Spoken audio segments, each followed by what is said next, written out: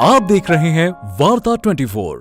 कैसे बना था हमारा राष्ट्रीय ध्वज, जानिए कौन है इसके शिल्पकार। राष्ट्रीय ध्वज के वर्तमान स्वरूप से पहले यह कई चरणों से गुजरा है। 1921 में महात्मा गांधी ने कांग्रेस के अपने एक झंडे की बात कही थी, जिसके बाद पिंगली वेंकैया ने झंडे का डिजाइन बनाया।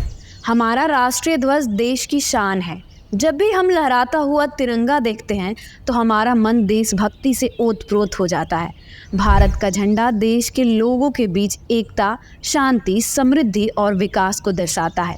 अनगिनत बलिदानों, त्याग और एक लंबी लड़ाई के बाद हमारा देश गुलामी की जकड़ से आज़ाद हुआ था, जिसमें देश का ध्वज थामकर लोगों ने आज़ादी की लड़ाई में हिस्सा लिया।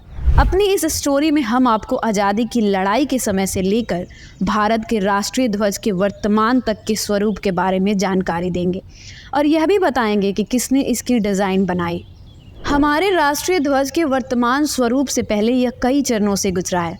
1921 में महात्मा गांधी ने कांग्रेस के एक अपने झंडे की बात कही थी, जिसके बाद पिंगली वेंकैया ने एक झंडे का डिज़ाइन बनाया।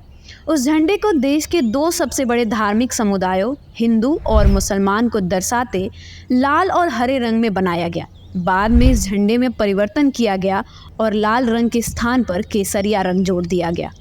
राष्ट्रीय ध्वज का वर्तमान स्वरूप की कल्पना पिंगली वेंकैया ने की थी, जिसको ध्यान में रखते हुए 1931 में एक प्रस्ताव पारित किया गया और केसरिया, सफ़ेद और हरे रंग के वर्तमान संयोजन वाले राष्ट्रीय ध्वज को फहराया गया। हालांकि वह ध्वज इस मामले में वर्तमान ध्वज से अलग था कि उसमें अशोक चक्र की जगह महात्मा गांधी द्वारा सूत काटने वाले चरखा बना हुआ था। राष्ट्रीय ध्वज का वर्तमान स्वरूप की कल्पना पिंगली वेंकैया ने की थी, जिसको ध्यान में रखते हुए 1931 में एक प्रस्ताव पारित किया गया और केसरिया, सफ़ेद और हरे रंग के वर्तमान संयोजन वाले राष्ट्रीय ध्वज को फहराया गया। हालांकि वह ध्वज इस मामले में वर्तमान ध्वज से अलग था कि उसमें अशोक चक्र की जगह महात्मा गांधी द्वारा सूत काटने वाला चरखा बना हुआ था।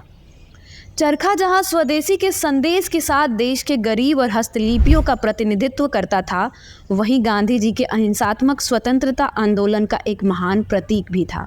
इसी झंडे के विकसित रूप को हम आज भारत के वर्तमान राष्ट्रीय ध्वज के रूप में देखते हैं। 1931 में फहराए गए ध्वज में जहां सूत का चरखा था, वहीं वर्तमान ध्वज में उसकी जगह सारनाथ स्थित अशोक स्तंभ में बने चक्र को लिया गया है, जिसके अंदर 24 तीलियां बनाई गई हैं। राष्ट्रीय ध्वज के वर्तमान स्वरूप को 22 जुलाई 1947 को संविधान सभा की बैठक में अपनाया गया और इस तरह देश के राष्ट्रीय ध्वज का वर्तमान स्वरूप बना। आप देख रहे हैं वार्ता 24।